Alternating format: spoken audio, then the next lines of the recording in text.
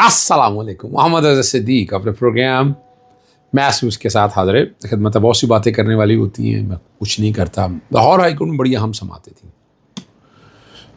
ایک تو وال سٹی کے حوالے سے جو تباہی و بربادی کی ہے وال سٹی نے وہاں اندرون شہر کی، بڑے بڑے پارکنگ پلازاز اور بہت کچھ، اور اتنا پیسہ ضائع ہو رہا ہے۔ اچھا ضائع ہو رہا ہے یا جو مرضی کے رینوویشن، اچھا کون سی کر رہے ہیں، کس طرح کر رہے ہیں، یہ چھوڑیں۔ اتنا وہ ایک لگا دیتے ہیں اپنا وال پیپر آ کر اور بتا رہے ہیں کہ ہم بہت کام کر رہے ہیں۔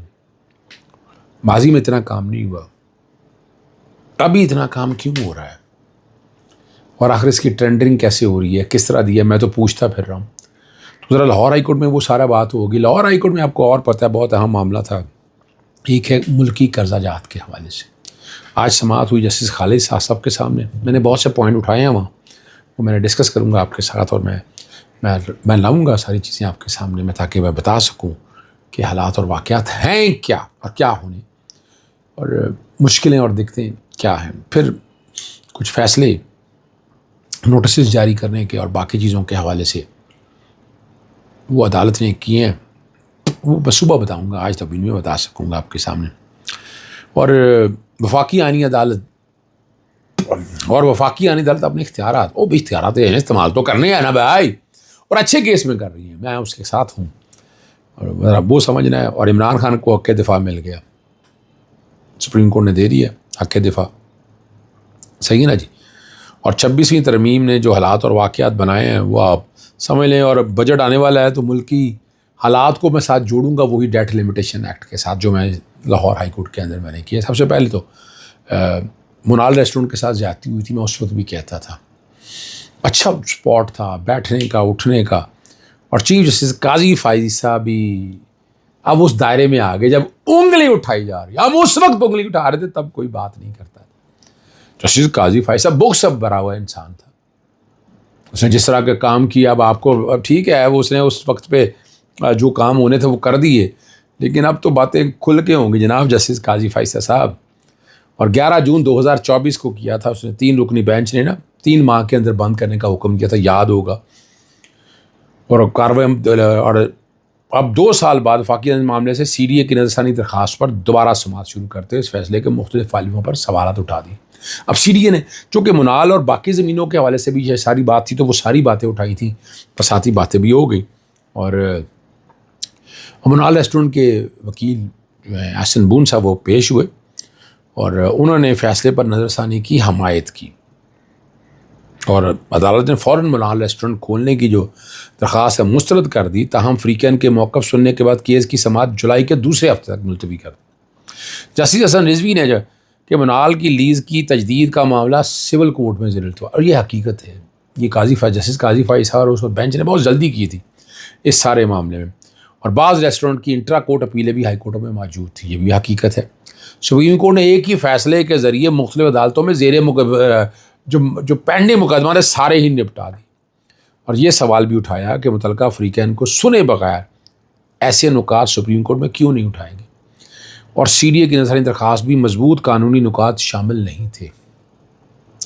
اور ایڈیشنل اٹارنی جنرل نے موقف اختیار کیا کہ وائلڈ لائف بورڈ کا نیا قانون 2024 میں نافذ ہو چکا ہے، اور تمام وکلاء اس بات پر متفق ہے کہ معاملہ سول کورٹ میں چلنے دیا جائے۔ تاہم جسٹس حسن رضوی نے واضح کیا محض جو ہے فریقین کی اتفاق رائے سے سپریم کورٹ کا فیصلہ ختم نہیں کیا جا سکتا، اگر کسی عدالتی حکم کو واپس لینا ہو تو اس کے لیے تفصیلی فیصلہ درکار ہوتا ہے، اس لیے تفصیلی فیصلہ درکار ہوگا، اور سماعت جو ہے وہ آئندہ ماہ تک جولائی تک ملتوی کر دی۔ اور یہ دیکھیں بڑا ایک باریک سوال ہے، اور جس پہ یہ بات ساری ہونی چاہیے۔ جب اس کے آگے میں حد کے سے پہلے میں لاہور ہائی کورٹ لے آتا ہوں۔ آپ کو پتہ ہے وال سٹی کے اندر بڑے بڑے پلازے بن رہے ہیں، زیر زمین بن رہا ہے۔ جسٹس سعید منصور علی شاہ سے تو کئی بلڈنگوں کے نام لکھے، جگہ لکھ کے انہوں نے بڑا اچھا آرڈر ایک پاس کیا۔ یہ وال سٹی کا کام بھی تھا ڈی جی وال سٹی کو اس کو بچانا، لیکن وہ کیا ہو رہا ہے آپ دیکھ ہی رہے ہیں، آج کل کتنی کنسٹرکشنز ہو رہی ہیں، ان کی وال سٹی کی اپنی زمین کے اوپر کیا کچھ ہو رہا ہے میں ان میں نہیں جانا چاہتا، لیکن کیا اکاؤنٹیبلٹی کا نظام نافذ ہے؟ وہ جو ان کے ڈی جی صاحب ہیں ان کو اپوائنٹمنٹ چیلنج کی ہوئی ہے، اور بہت سے لوگ بڑی سی باتیں کرتے ہیں کہ یہ ججز کو ڈنر چنر بھی کراتے ہیں، پتہ نہیں یہ بات میں سچائی کتنی، کیا حقائق کتنی ہے، کون سے ججز یا کس ججز کی بات کر رہے ہیں، لیکن یہ باتیں اب ہو رہی ہیں۔ ہو رہی ہیں، اب ہو رہی ہیں تو باتیں ہوں گی. اور آج لگا ہوا تھا آصف علی مرزا کا پرانا کیس ہے، جوڈیشل ایکٹیویزم بھی پینل بھی ساتھ ہے، جب آرڈرز مختلف ہوئے تھے تو وہ کوئی فائل ساتھ ہے جس کی وجہ سے کیس التوا کا شکار ہو جاتا ہے. تو میں نے آج کیا تو انہوں نے آئندہ جمعرات کے لیے کیس کو رکھا ہے. آئندہ جمعرات کو اس بات پر بات جو ہے نا وہ بڑی وضاحت کے ساتھ ہوگی. دوسرا اہم معاملہ جو ہے وہ ڈیٹ لمیٹیشن ایکٹ کا 2018 سے میں معاملے کو عدالت نے کہا کہ اس کے اوپر ایک فیصلہ آ گیا جسٹس عاصم حفیظ کا. میں نے کہا ایک فیصلہ نہیں 3 فیصلے اب آ چکے ہیں، میں فیصلہ دیکھ لیتا ہوں. لیکن میرا تو کیس بڑا سیدھا سا ہے. ڈیٹ لمیٹیشن ایکٹ پر عمل درآمد کی بات کر رہا ہوں. وہ کہہ رہا ہے کہ 60% سے زیادہ جو ہے نا قرضے نہیں لے سکتے. کیا چھوڑ دیں انتظامیہ کو اور ان کو کھلا چھڑی 128ویں ترمیم تو نہیں ہے لیکن 26 سے 27 ترمیم عدالتوں کی پوزیشن تو دیکھ لیں نا. آپ کیا حالات ہیں؟ 1,76,000 کے میں بار بار کہہ چکا ہوں اعتراضات ہیں. اس میں اعتراضات جو ہیں عمومی نوعیت کے، ٹھیک ہے کوئی کاغذات نہیں ہے، گریوینس اچھا گریوینس ریڈیشنل کمیٹیوں کے پاس نہیں گئے تو وہ بھی اعتراض ہے. کمال ہو گیا. آپ اندازہ لگا لیں. پھر کوئی اعتراض مینٹینیبلٹی پہ لگائے تو اس پہ تفصیلی وجوہات نہیں، آبجیکشن سسٹینڈ. میں یہ والا معاملہ بھی اٹھایا. میں تو لکھا ہوا ہے نیشنل جوڈیشل کمیشن کو، میں نے نیشنل جوڈیشل پالیسی کمیٹی کو لکھا ہے، میں نے لا جسٹس کمیشن بار بار میں لکھ چکا ہوں سارے معاملوں پہ. اور اس سال بھی کوئی تقریباً میں نے کہا جی 72-74 ہزار کے قریب اس وقت اعتراضات آ چکے ہیں. اور جو مین ہے نا وہ اس میں کبھی جب جو مین لگے ہیں ان میں بھی ڈسمس دیکھیے گا کتنے ڈسمس ہوئے ہیں شروع میں. جن کو نمبر تو لگ گئے لیکن وہ کتنے کے چلے ہیں اور ڈسمس کتنے ہوئے ہیں ذرا ڈی اے ڈاٹا تو آئے نا. اور اس میں انہوں نے کہا، میں نے کہا جی میں تو پالیسی میٹر کی بات ہی نہیں کر رہا. ویسے تیسرا فیصلہ ہے یہ، اور اب یہ حقیقت ہے، یہ عام آدمی ہر ایک کی زبان سے عام ہے جو حالات اور واقعات ہو رہے ہیں. سپریم کورٹ نے وزیر اعظم شہباز شریف کی جانب سے پاکستان تحریک انصاف عمران خان جو ہیں چیئرمین ہت کیس کا اہم فیصلہ سنا دیا اور عمران خان کی درخواست جو نظر ثانی منظور کر لی اور حق دفاع بحال کر دیا. جسٹس عائشہ ملک کی سرائے میں 3 رکنی بینچ نے 2-1 کی اکثریت سے فیصلہ سنایا، جبکہ ایک جج نے اختلافی نوٹ بھی تحریر کیا. اور عدالت نے ٹرائل کورٹ اور ہائی کورٹ کے دونوں فیصلے جو ہیں وہ کالعدم قرار دے دیے. اس میں عمران خان کا حق دفاع ختم کیا گیا تھا اور دوبارہ ٹرائل کورٹ کو بھجوا دیا. یہ 2017 میں یاد ہے عمران خان صاحب اور شہباز شریف پر پاناما کیس واپس لینے کے بدلے رقم کی پیشگی کا الزام لگانے کے بعد شروع ہوا تھا. اس پر شہباز شریف نے ہتکیس کا دعویٰ دائر کیا تھا. یہ کیس گزشتہ 8 برس سے ٹرائل کورٹ میں زیر التوا. عدالتی کارروائی کے دوران شہباز شریف بطور وزیر اعظم ویڈیو لنک کے ذریعے پیش ہوتے رہے، یاد ہوگا آپ کو. جبکہ ریکارڈ کے مطابق عمران خان متعدد مرتبہ جو ہے نا التوا، یہ بھی ریکارڈ کے اوپر چیزیں ہیں. اور 4 سال بعد جو ہے حالات اور واقعات آپ کے سامنے ایک چیز موجود ہے. ٹرائل کورٹ نے حق دفاع ختم کر دیا تھا. لاہور ہائی کورٹ میں آپ کو یاد ہے جج، میں نام نہیں لیتا ہوں جج صاحب کا، اور سپریم کورٹ سے رجوع کیا. ابتدائی اپیل میں جسٹس سعید منصور علی شاہ، جسٹس امین الدین اور عائشہ ملک مشتمل بینچ نے کی.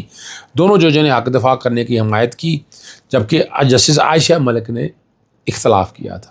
نظر ثانی کی بار میں درخواستیں دائر ہوئی تو جسٹس عائشہ ملک، جسٹس ہاشم کاکڑ اور جسٹس اشتیاق ابراہیم پر مشتمل بینچ نے سنی اور اکثریتی فیصلے کے ذریعے عمران خان کا جو ہے نا حق دفاع بحال کر دیا گیا. 26ویں آئینی ترمیم کے نفاذ کے بعد یہ مضبوط ہوا ہے کہ عدلیہ کے اہم فیصلوں میں انتظامیہ کا کردار نمایاں ہو گیا. اور مختلف ہائی کورٹس میں ججوں کی تقرری اور تبادلوں کے حوالے سے بھی آپ کو ہمیں خبریں آ رہی تھیں. پیشتر فیصلے حکومتی خواہشات کے مطابق یہ نارمل یہ بات ہوتی رہتی ہے. اسلام آباد کے ہائی کورٹ کے ججز کے تبادلے میں بھی شدید مخالفت کے باوجود چیف جسٹس ان تبادلوں کو روکنے میں کامیاب نہ ہو سکے. اب عدلیہ کے داخلی امور میں جو انتظامیہ کا اثر رسوخ کم کرنے کے لیے بھی کوئی مؤثر اقدام جو ہے نا وہ سامنے نظر نہیں آیا.